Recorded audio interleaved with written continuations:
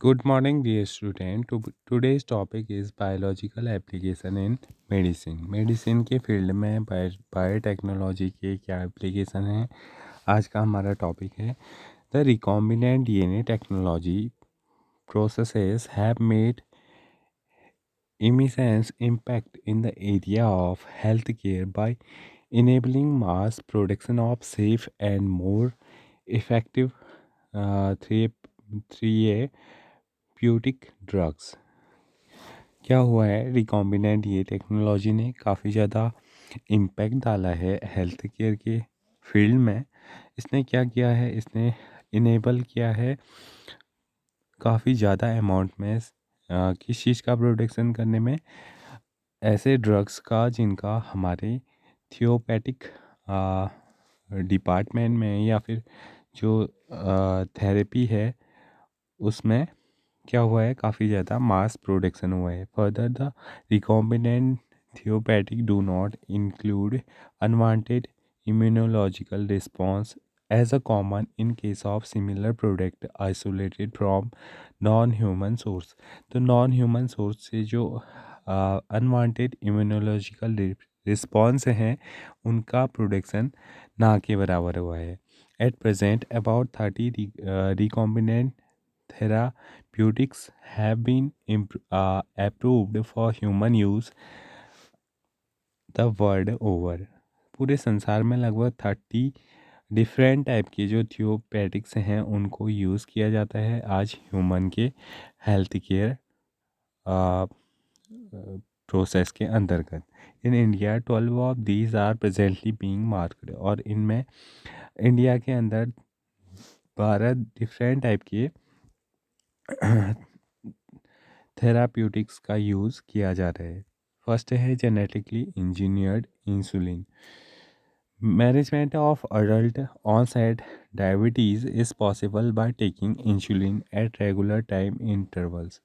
किसी अडल्ट में अगर डायबिटीज़ की प्रॉब्लम है तो इस प्रॉब्लम को क्या किया जा रहा है, दूर किया जा रहा है इंसुलिन को रेगुलर टाइम इंटरवल में टेक करके। ठीक है, इन्हें इंसुलिन को अलग अलग रेगुलर टाइम पीरियड में, अगर जो पर्सन डायबिटीज़ का पेशेंट है वो इंसुलिन की डोज ले रहा है तो वो इस प्रॉब्लम से बच सकता है। What would the diabetic patient do if enough human insulin was not available.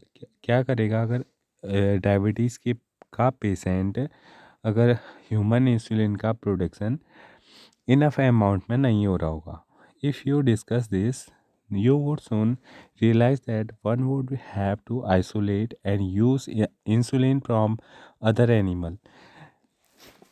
तो ऐसी कंडीशन में क्या करेगा ह्यूमन, अपने इंसुलिन को आइसोलेट करेगा, किससे, अदर एनिमल के इंसुलिन से।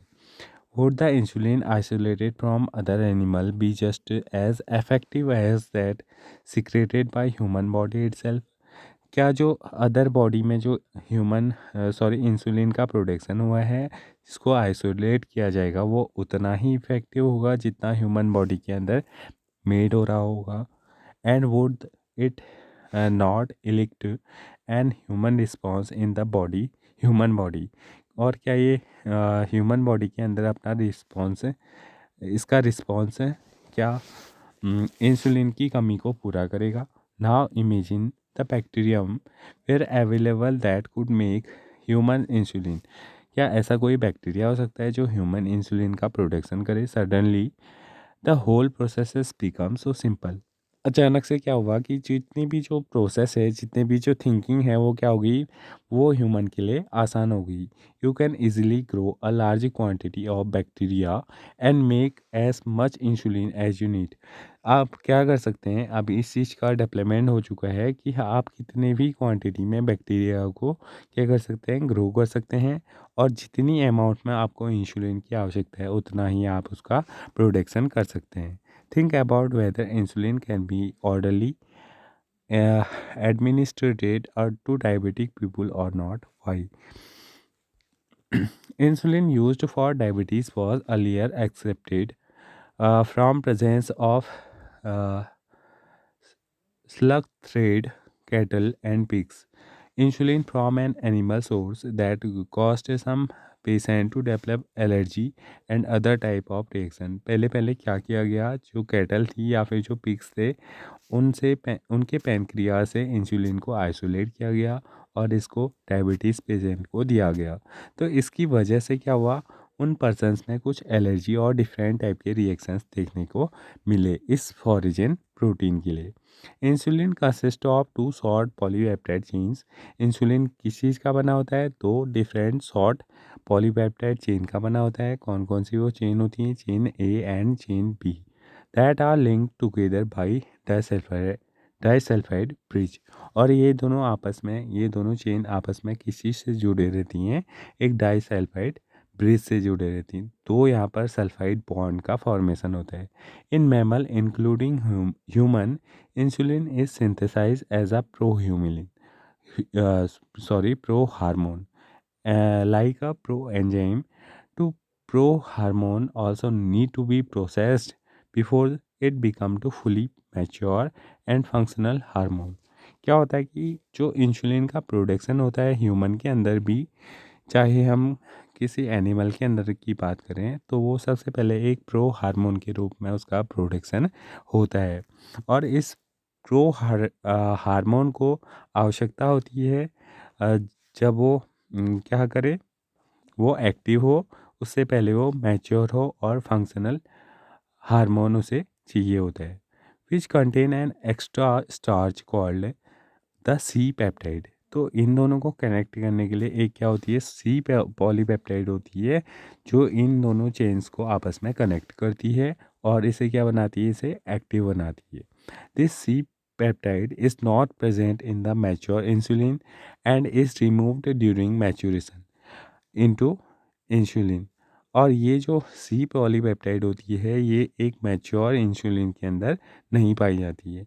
उनको एक्टिवेट करने के लिए वो ज़रूरी होती है, लेकिन जैसे जैसे इंसुलिन मैच्योर होता है तो ये सी पेप्टाइड क्या हो जाती है, रिमूव्ड हो जाती है। The main change in the production of insulin using rDNA technique was getting insulin embedded into the mature form. In 1983, Eli Lilly, an American company, prepared to prepare the two DNA sequence corresponding to A and B chains of human insulin.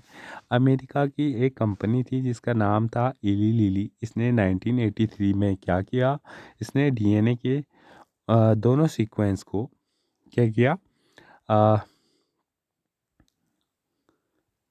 बनाया। अपनी company के अंदर उन्होंने human insulin के जो दोनों ए और B chains हैं उनके करस्पॉन्डिंग ए और बी चेन्स का डीएनए सीक्वेंस अपनी लेबोरेटरी के अंदर प्रिपेयर किया and introduce them in plasmid of E coli to produce insulin chain. और इन ह्यूमन इंसुलिन के जो अल्टरनेटिव या करस्पॉन्डिंग जो उन्होंने चेन्स बनाई, इनको उन्होंने प्लाज्मिड में इंटर करा के ई कोलाई सेल के अंदर इंट्रोड्यूस करवा दिया। जो ई कोलाई सेल क्या प्रोड्यूस करती थी, इंसुलिन चेन का प्रोडक्शन करती थी। Chain A and chain B were produce separately. लेकिन उन्होंने क्या किया, उन्होंने ए और बी चेन्स को अलग अलग कॉलोनीज़ में या फिर अलग अलग मीडियम में सेपरेटली प्रोड्यूस करवाया। Extracted and combined by creating disulphide bond to form human insulin. और उन दोनों कॉलोनीज़ को जब उन्होंने डेवलप कर लिया तो उनको आपस में मिला करके उनके बीच में डाइसल्फाइड बॉन्ड का फॉर्मेशन करके इस कंपनी ने क्या किया, ह्यूमन इंसुलिन का प्रोडक्शन किया। इस प्रकार से बायोटेक्नोलॉजी के फील्ड में और मेडिसिन के फील्ड में फर्स्ट जेनेटिकली इंजीनियर्ड इंसुलिन का प्रोडक्शन हो सका। तो ये एक एप्लीकेशन है मेडिकल के फील्ड के अंदर। हम देखते हैं कि ह्यूमन इंसुलिन का प्रोडक्शन किस प्रकार से हुआ। नेक्स्ट जो एप्लीकेशन है मेडिसिन के फील्ड में वो है जीन थेरेपी। क्या होता है जीन थेरेपी के अंदर, if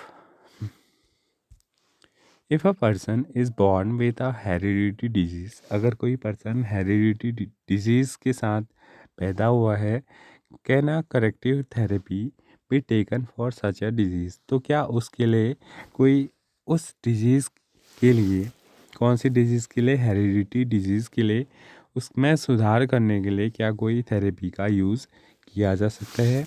gene therapy is an attempt to do this, तो जीन थेरेपी के अंदर हम क्या करते हैं, हम ऐसे ही जो ह्यूमन डिजीज़ ह्यूमंस में हेरिटेबल है, उनके लिए क्या किया जाता है, थेरेपी की जाती है। Gene therapy is a collection of method that allow correction in a gene defect and that has been diagnosed in a child embryo। तो ह्यूमन के अंदर अगर कोई बच्चा या फिर एम्ब्रियो स्टेज में हमें पता चले कि वो कोई हेरिटेबल डिजीज़ से उसके अंदर ग्रो कर रही है, तो उसकी जीन थेरेपी में हम क्या कर सकते हैं, चेंज कर सकते हैं। और इसके लिए क्या है, कलेक्शंस ऑफ मेथड है।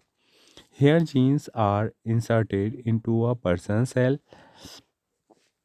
and tissue to treat a disease।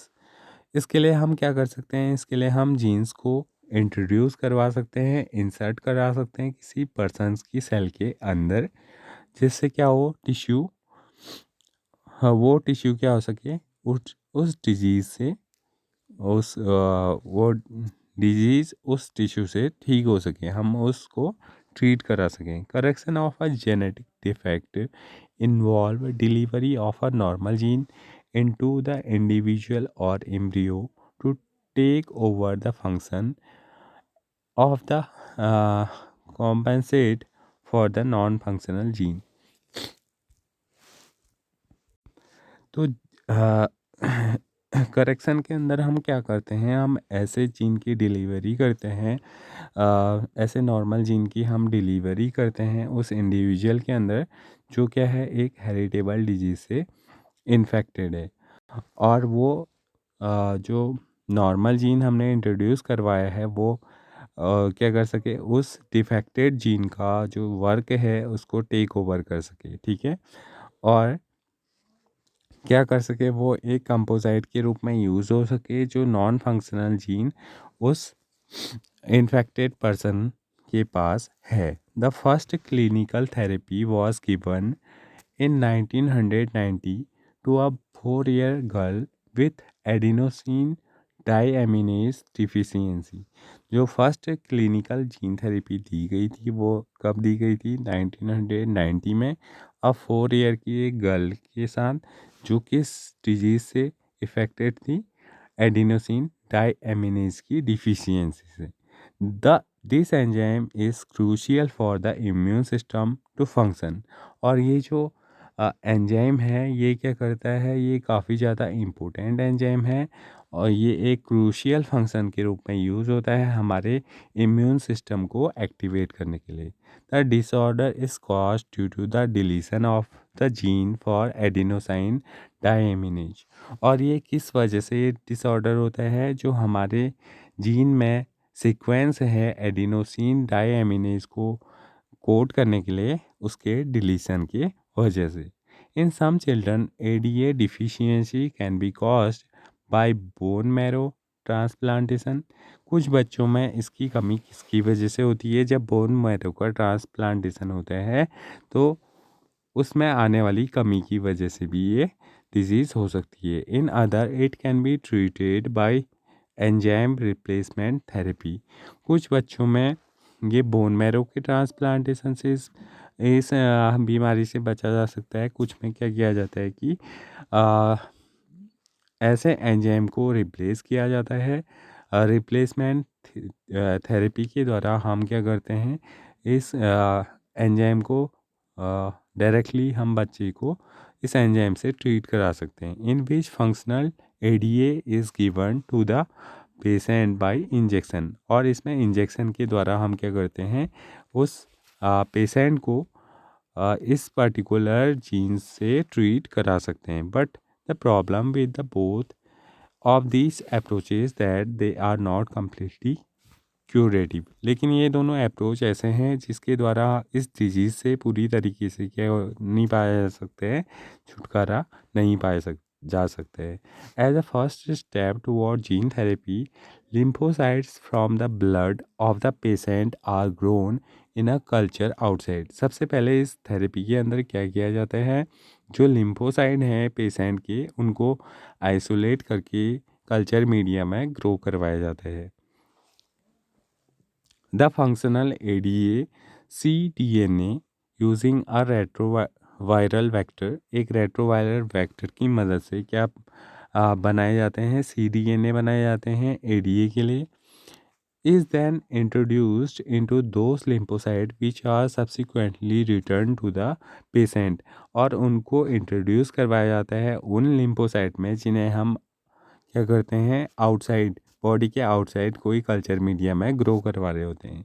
ठीक है, क्या किया जाता है, सबसे पहले पेशेंट के जो लिम्फोसाइट हैं उनको कल्चर मीडिया में ग्रो करवाया जाता है और साथ ही क्या किया जाता है, ADA के लिए cDNA का फॉर्मेशन, यानी कि एक फंक्शनल DNA का फॉर्मेशन रेट्रोवायरल की हेल्प से क्या किया जाता है, कल्चर किए जाते हैं और उन्हें लिम्फोसाइट में इंट्रोड्यूस करवाया जाता है, which are subsequently return to the patient. और उसके बाद उन्हें वापस उन लिम्फोसाइट को दोबारा से पेशेंट में चेक कराया दोबारा से इंट्रोड्यूस करवाया जाता है। However as the cell are not immortal, the patient require periodic infusion of such genetically engineered lymphocyte.